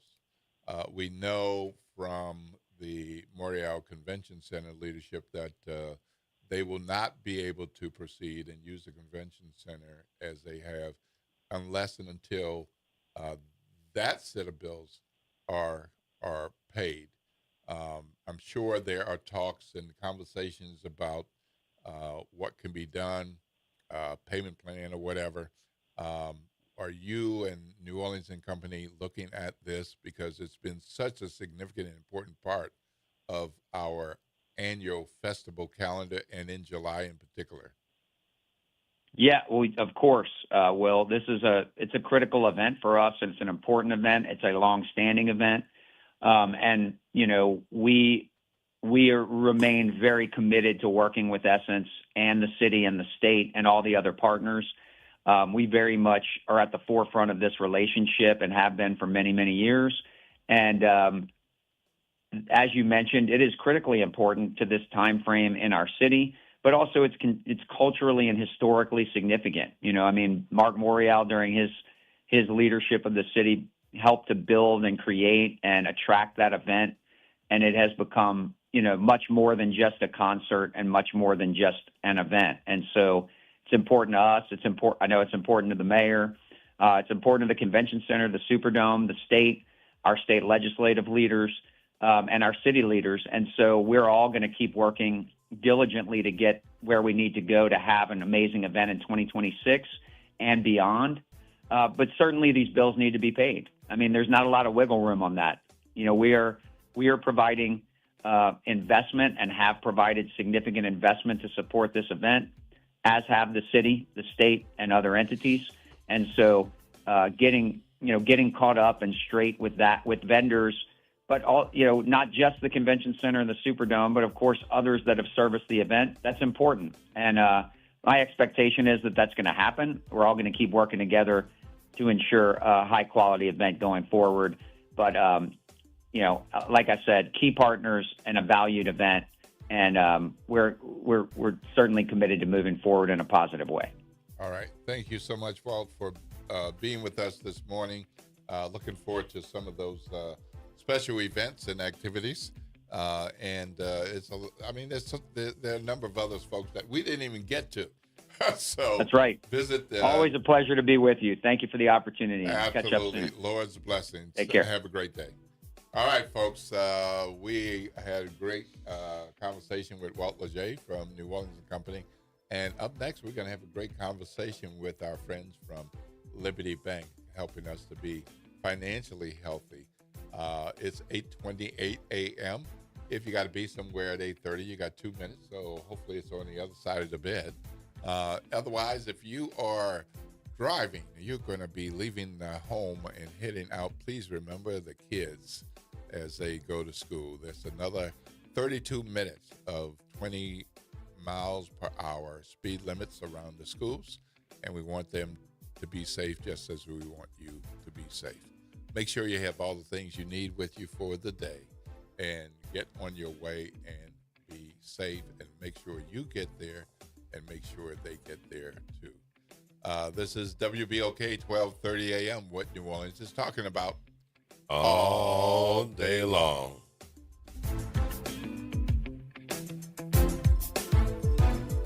This is your news update for WBOK from WDSU. For all your news and weather, watch WDSU News, New Orleans' leader in live, local, late-breaking news. Today at noon and 4 p.m. Warm and muggy to start the day once again. We'll see mostly cloudy skies, but clearing by the time we get to the afternoon. A few spotty showers expected for the first half of the day, and that will continue into the second half of the day. Not expecting a washout, though. Highs today will be 81 to 84 degrees, still well above average. For tonight, lows 66 to 70. And then for Saturday, back into the 80s, spotty showers. And then for Sunday morning, we're expecting storms to roll through. From the WDSU First Warning Weather Center, I'm Raven Richard. Missed a show? Want to hear that guest everyone's talking about? WBOK is now streaming on all your favorite podcast apps. Just search WBOK Media, hit download, share with a friend, and don't forget to rate your favorite shows 5 stars. Because when our voices are heard, our impact grows. Greetings and salutations. I am Elwood B. Coulon Smith, chairman of the board of the New Orleans Regional Black Chamber of Commerce. We'd like to invite you to tune in every Wednesday at 12 noon on WBOK to listen in on Black to Business and be a part of the movement that's going on. Thank you. Attention teachers, the 20th annual Charter School Teacher Job Fair is Saturday, March 14th, 9 a.m. to noon at Hines Charter School in New Orleans. Dozens of public charter schools seek to hire hundreds of professional educators and school workers. Full and part-time positions available. Bring resumes. Register now. The fair is free. Go to gnocollaborative.com to pre-register, post your resume, and review vacancies. Register at gnocollaborative.com today. Andronica Morris, host of Put Housing First. Join us every Tuesday at 12 o'clock where we will discuss how housing affects every aspect of our lives and what's necessary, what's needed to guarantee housing for all. Join us every Tuesday at 12 o'clock as we dig down deep onto the issues that affect all of us.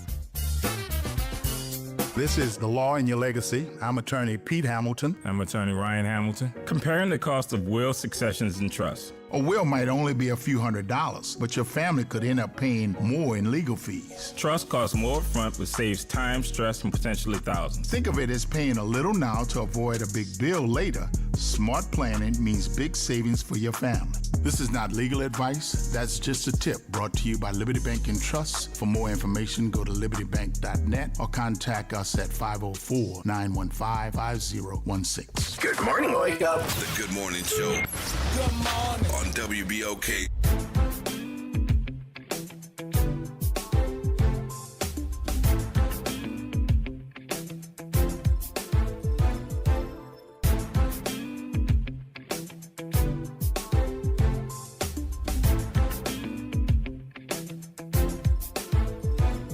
Good morning, good morning, good morning, New Orleans, and welcome back to the Good Morning Show. I'm Will Sutton, and Eddie Francis is still here. Eddie Francis, thank you for being here, my man. Welcome. Yeah, we made it through Monday, Tuesday, Hump Day, Thursday, and now here we are, Friday. Yep. Friday. Yep. Well, it wouldn't be a Friday at WBOK Good Morning Show without having our friends from Liberty Bank. Good morning and welcome back, Dr. Angel Burns. Yes, it's always the best part of my Friday morning. Thank you for having us. Absolutely. Love to have you here. I'd love to hear about the wonderful things and opportunities. Sometimes we learn stuff that it's like, who knew? You know? Right. Which is remarkable. And then you've got a special guest. And before I do that, let me just say that I went to the Dr. Norman C. Francis program on Monday evening here at Xavier University at the Convocation Center. And, of course, there were hundreds of people there. And it was a beautiful program. Of course, the Alphas showed out. Showed up and showed out. I mean, it's like, is there any more of them coming? I mean, I stopped counting at 160. There was a lot. Phenomenal attendance. Brothers. Yeah, good representation. But Mr. Alden McDonald's remarks, they were really moving. took us to another place than just higher education. Yeah. Guy who helped us come back from Hurricane Katrina. He talked about Norman Francis, the businessman, the visionary, the man that convinced him that this needed to be a thing, Absolutely. Liberty Bank. I love the way he connected the dots about how Dr. Francis believed in education, but he also believed in economic freedom.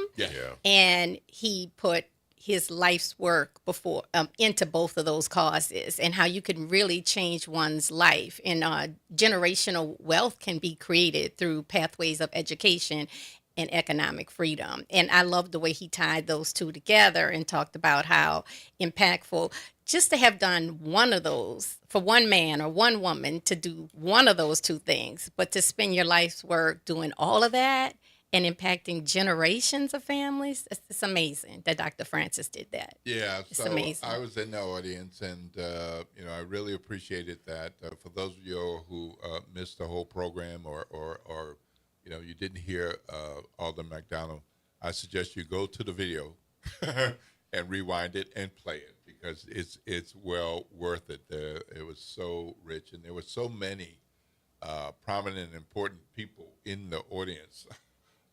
Most of which were touched by Dr. Francis. Former U.S. Surgeon General, former U.S. Attorney Eric Holder. I mean, people like that, like in the audience, not on the stage. People on the national stage. That's right. Yeah, absolutely. And it just reminded me again of the relationship we have with Liberty Bank and WBOK, putting into action some of the things that they talked about decades ago, and that the institution is still here doing good work. And it's not just, here's something on a press release. Yeah, It's $1 billion in assets, but it's still a community-based bank. Absolutely, absolutely. And here's the thing, what Mr. Alden McDonald always says, you want to be a part of your community-based bank before you need your community-based bank. A lot of times people come after they go to Chase, or they go to Capital One, or they go to the big banks, and the big banks say no.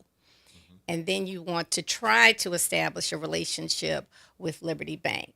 Liberty Bank will always try to work with you, but it's so much more impactful if you already have the relationship before you want to start that business, or before you want to buy a second or third property. Start the relationship now, and then you have that track record. Right. So we've got a special guest joining us today, a man who is all about helping young folks do better, and those who are doing better to do great things.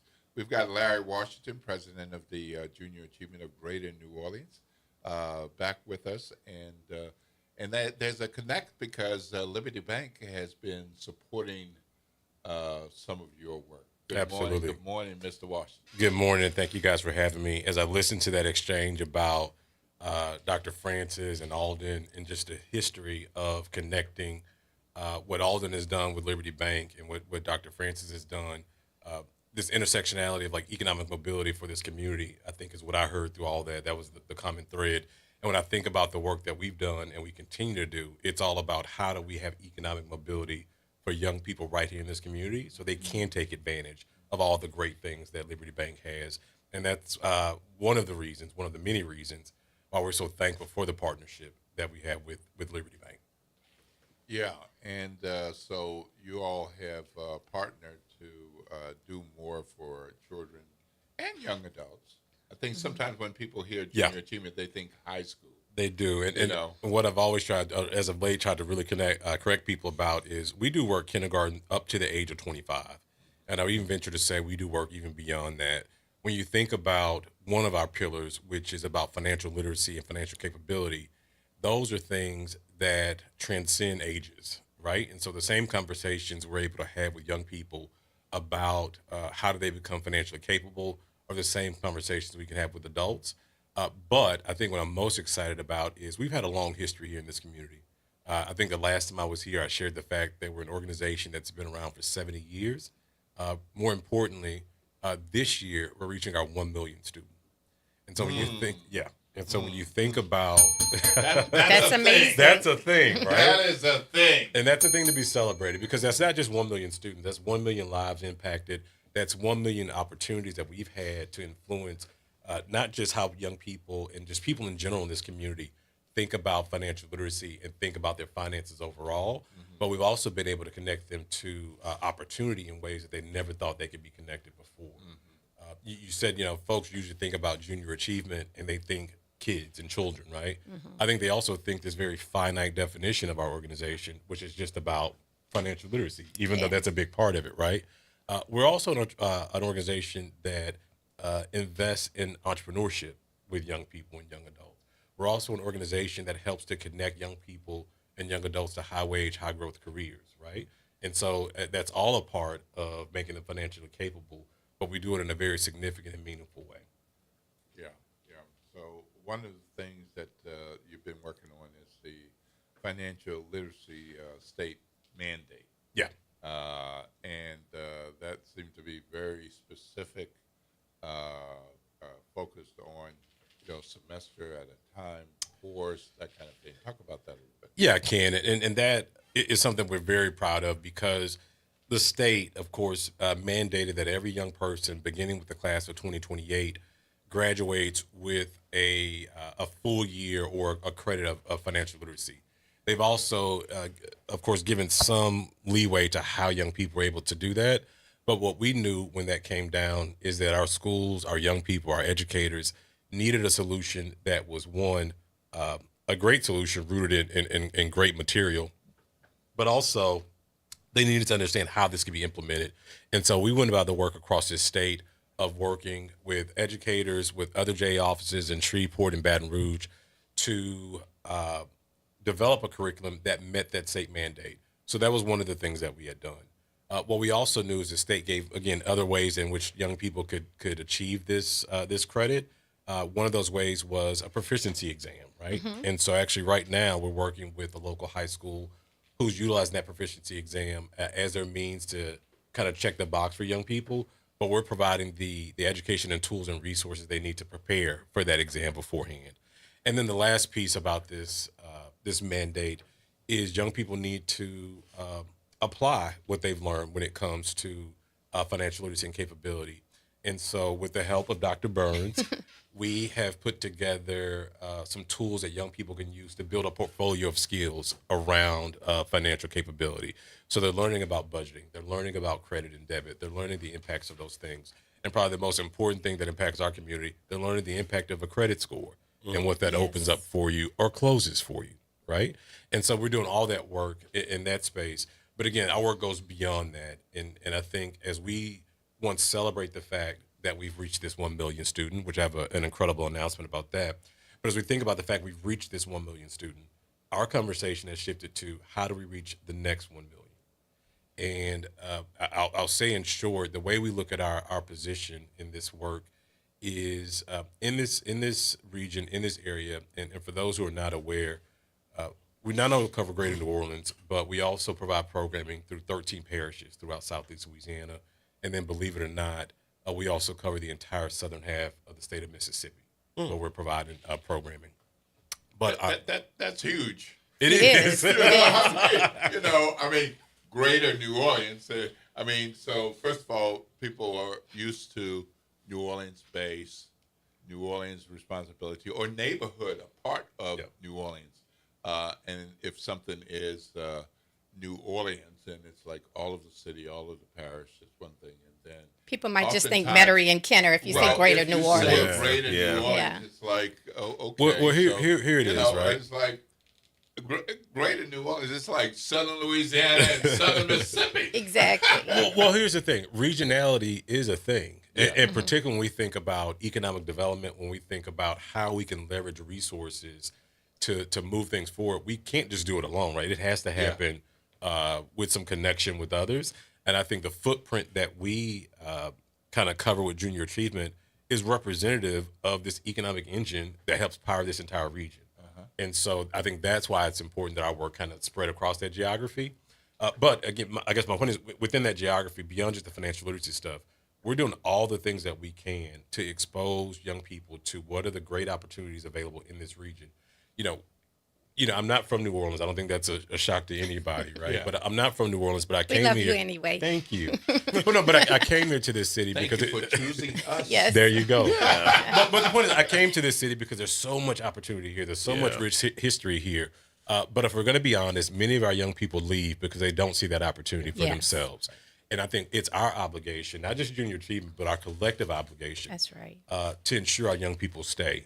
And a part of the mission that we have is exposing them to every single opportunity that exists right here in this region, and let them know you don't have to go to a Houston, right, as I have on a Houston hat, but you don't have to go to a Houston or an Atlanta for those opportunities. They exist right here. And so we're opening up, what are the industries here that need our young people to stay? How do we prepare them for those industries and those careers? And what are the tools they need to be successful in them? We're going about doing that work across this region to ensure young people stay right here. So one of the things that sometimes people get caught up on is it seems like so many different groups and organizations and institutions are doing the same work. We talk about that. Okay, so let me give you an opportunity to say, and I'm going to narrow it down this way. Please. What is the difference with what you all do versus a college or a university versus a community college like Delgado versus a technical college and what the high schools do? And certainly you go younger than that, you go older than that, but what is junior achievement? I love the question. I was going to say that's a great question. It's a great question. Yeah, Larry said I'm going to take my jacket off for that question. No, I love that question because I'll start with this with the first this first point, and we talk about this a lot within our team. We do. The work that we do does not exist in a silo, right? Yes. And the outcomes that we promise to young people do not happen on the backs of one organization or one person, right? In order for us to move the needle where we need young people to be, where we need this region to be, particularly economically and financially, it's going to take all of us. That's right. And one of the things that I've always been proud of when I think about the work that I do and the work that we do at Junior Achievement, it's always about collaboration. And so each of those entities that you just talked about are our collaborators. And so this is not about sitting in a space opposite of one another. This is about a continuum of work that happens, right? And that we all have a role in it. And so I'll give a couple of examples, right? You mentioned colleges and universities and technical training providers, right? Those are people we work directly with. Just as a matter of fact, yesterday I sat at Nunez and we talked about ways that we would be collaborating where we're building a workforce pipeline that begins in middle and high school. How do we actually get those kids to go to Nunez and take advantage of the programs that they have there? Because to be clear, I'm not teaching kids how to become welders.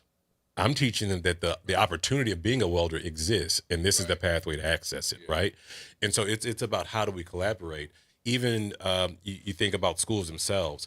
Schools are our number one partners. We actually go into schools. This past year, we reached about 40,000 students across that footprint that I talked about. About maybe 5,000 of those kids happen within my building. The greater majority of those students we reach, we're going into schools to reach them. And so we partner with districts, we partner with schools. And my favorite saying is, if there are students there, we will be there for them. And so this isn't about like us all doing things differently. It's about us doing those things together. And the last thing that I will say, we make some really bold commitments to our young people as far as what we want them to achieve. And what we do know is we all have to be talking together and saying the same things. And so one of the commitments that we've made as an organization, particularly now, we've gone through this process of laying out who we will be over the next 3, 5, 10 years from a strategic standpoint. And the role that we know we need to play is someone who convenes all these players together that you just talked about and more, and including business and industry, so that we all coalesce around the same goals and that we all are having common threads in our strategies to achieve those goals. So again, this isn't about like us all doing the different things. This is about doing those things together. And I think that's what we've been able to do. Thank God. Together we do more. Yeah, I know. I mean, that's as simple as that. Yeah, that's music to my ears. So as somebody who is relatively new to what you're doing, I'm curious about, number one, what's the response of young people? And then, of course, I'm sure there's some parent who's excited and says, all right, my baby needs to be part of it. So how does all of that go? Absolutely. And clearly I'm biased, right? every young person that does anything with junior achievement, they love it. Right? No, but no, seriously though. I mean, the way that we do our programming isn't traditionally what you think about when you think about school, right? Everything that we do is project-based, is work-based, is hands-on. And I'll give 2 examples that come top of mind for me. Just last night, we do a program called Trust Your Crazy Ideas Challenge, where young people are challenged to think about the problems they see around them and solve them through the lens of entrepreneurship. We had a pitch competition last night where we selected 4 finalists who will go and pitch next week at New Orleans Entrepreneurship Week. And so you can imagine as a high school student, when we provided you the tools, the resources to get up, and I always hate when people say Shark Tank like, because I think we're a lot better than Shark Tank, but you prepare young people to get up and sell their ideas to folks on the stage. And I always have to remind our judges, these are high school kids, right? Because they're prepared so well, right? Yeah. But you think about, what does that feel like for a young person to be empowered in that sort of way? Yeah. Another example I'll give is if you ever come out to our building over at the campus of Delgado, we have a mock city called J BizTown, where young people get to run the city for a day. We have everything there from the Capital One Bank to eventually a Liberty Bank too.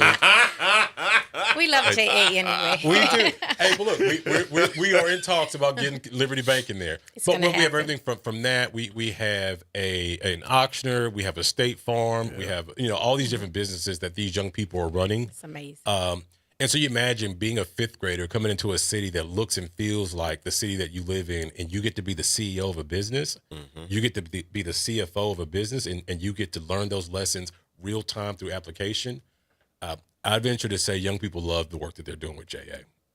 The next question you ask is, if I'm a parent at home and I say, little Johnny needs this, right? And he needs it right now.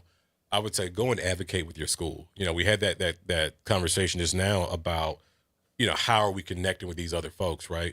Our main point of access to young people is through our schools. So if you have a young person who is not receiving financial literacy education in kindergarten through up to grade 25, who is not being connected to the career opportunities that exist here in this area, who need support in entrepreneurship, you go to that school and say, you better call JA. Okay. And let me say, because of Larry's, he's so excellent at fundraising, and he's got so many wonderful sponsors and partners, and we always would like more. But the point is, all programs and services are free to the young people. Mm-hmm. So no one, it's not free to deliver, but it's free to the participants. There you go. Right, absolutely. Well, we're going to take a break, and when we come back, let's talk some more about what's going on with Junior Achievement and the partnership with Liberty Bank, and your big announcement too. Oh yeah. Okay. So we got so stay tuned, folks. At 8:52 a.m. You're listening to the Good Morning Show right here on WBOK. I'm Will Sutton and Eddie Francis. We're in conversation with Dr. Angel Burns and Larry Washington. Dr. Burns from Liberty Bank, Larry Washington, president of Junior Achievement of Greater New Orleans, Southern Louisiana, and Southern Mississippi. The next to world. Yeah. And we'll be back right after the break. This is WBOK, what New Orleans is talking about all day long.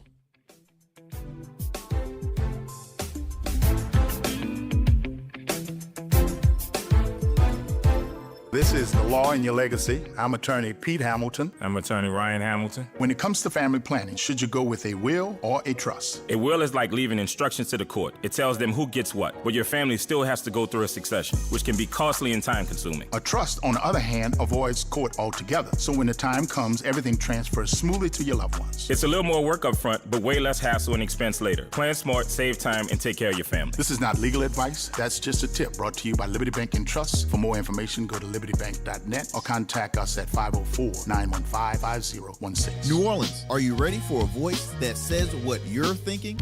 Who that, you might ask? Arrington Gavin. That's right, I'm your guy, host of the Arrington Gavin Show, giving you so much filled with bold opinions, real conversations, and zero sugarcoating. We're going to be diving into the issues that matter, politics, pop culture, and all the above, unfiltered and unafraid. Catch the Arrington Gavin Show weeknights from 7 p.m. to 8 p.m., Monday through Fridays, right here on WBOK, what New Orleans is talking about. Transform your bathroom with the beautiful quality of Bath Planet. As a trusted leader in bathroom renovation, Bath Planet has earned the Good Housekeeping Seal, a symbol of quality and consumer confidence for over 100 years. Get half off installation or 18 months with no interest and no payments. Whether it's tub replacement, a shower replacement, or a tub-to-shower conversion, Bath Planet makes your custom bath fast, easy, and affordable. Here's how it works. 1. Call to schedule your free, no-obligation consultation. 2. Our design experts come to you with real samples to customize your dream bath. 3. Our certified installers complete the transformation in as little as 1 day. And right now, for a limited time, you can upgrade your bathroom for 50% off installation or choose 18 months with no interest and no payments.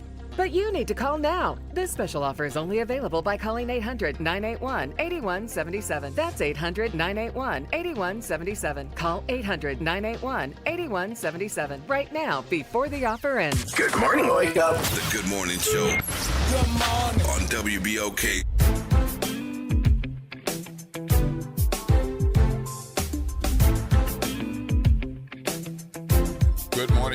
Good morning, New Orleans, and welcome back to the Good Morning Show. I'm Will Sutton, and with me is Eddie Francis.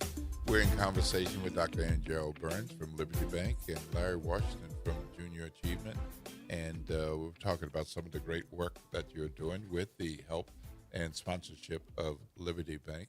But you mentioned 1 million youth.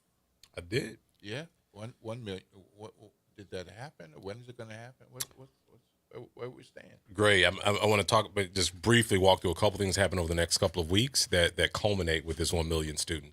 So next week, as you guys know, as New Orleans Entrepreneurship Week, we have the privilege of kicking off New Orleans Entrepreneurship Week at 10 o'clock on Monday at Loyola with our Young Entrepreneurs Forum. And this is the first opportunity that we get to introduce entrepreneurship on this stage for young people. And then on Thursday, we help to end and close out New Orleans Entrepreneurship Week with our big pitch. I talked about that Trust Your Crazy Ideas program.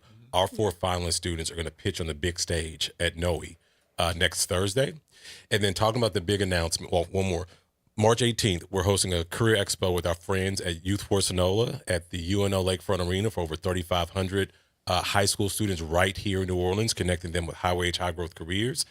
But on March 16th, we'll be hosting a press conference at the New Orleans International Airport. Oh. If you've traveled through the airport over the last couple of months, you may have seen an installation there that celebrates our 70 years and our 1 million student. But at that press conference, we're going to be making 2 big announcements. One, we're going to introduce this 1 million student to the city of New Orleans. And then probably, and the other thing is, there's been lots of investment in this region into different sorts of workforces. And there's and we know that we've got to build the workforce for these industries. Mm-hmm. We're making a huge announcement about those investments in this area. We have some folks flying in from D.C. and other places to help us make this announcement. Mm-hmm. But this is going to be huge when it comes to how we're connecting young people to opportunity and how we're building the workforce for the future. And so I'm excited about it. I wish I could just say what it is, but a huge announcement about the work that we're doing to build the workforce of the future right here in this region. And as I said earlier, to keep our kids right here at home. Wonderful, wonderful. So looking forward to that. Very exciting, very exciting. Well, thank you both for coming in this morning and sharing and educating us about the partnership and the work that Junior Achievement is doing. And throwing up the warning flag. March 16th. Yes. March 16th. Let us know. It's coming. Yeah, you're going to want to be there. You're going to want to be watching. 9 a.m. You're going to want to prepare so that you can make sure to be there for the big news. Hey, look, speaking of big news, we got big news happening tonight. Bayou Phoenix has its community information session at Franklin Avenue Baptist Church. So the doors will open at 5:15 p.m. The event will be 6 p.m. to 8 p.m. And this is where Bayou Phoenix will announce significant next steps with the selected development partners for the Youth Sports Complex and Entertainment District. That's been talked about for indoor and outdoor water park and hotel. Oh. Well, tonight we'll find out, who's going to be doing this work and bringing this to us. And that's tonight. And also, WBOK is going to be broadcasting live from 4 to 6. I'll be sitting in for Gerard Stevens for the reality check. And so I'll be on site at Franklin Avenue Baptist Church as part of the event. Wonderful, wonderful. Okay. Hey, we've got... we've run out of time. There's so many good conversations. But we've run out of time, folks. And we got to make room for the front porch with Kimba. And you're going to want to stay tuned for that for sure. Meanwhile, let's give you the number because you can't call for us, but you can call for Kimba, 504-582-9422. Sorry we didn't get to everybody on the line, but we had a lot of information to share in the period of time that we had available. You're listening to WBOK 1230 AM, what New Orleans is talking about all day long.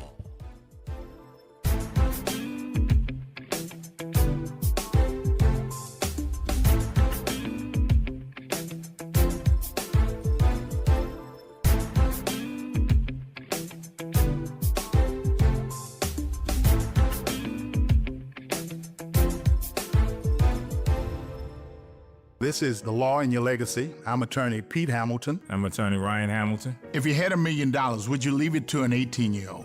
Hopefully not, but that's exactly what can happen with a simple will. The money goes straight to your kids when they hit the legal age, no guardrails. A trust lets you control when and how they receive their inheritance. You can set ages, milestones, or even make sure they finish school first. Give them security, not a spending spree. This is not legal advice. That's just a tip brought to you by Liberty Bank and Trust. For more information, go to libertybank.net or contact us at 504-915-5016. Have you heard the secret of what New Orleans is talking about?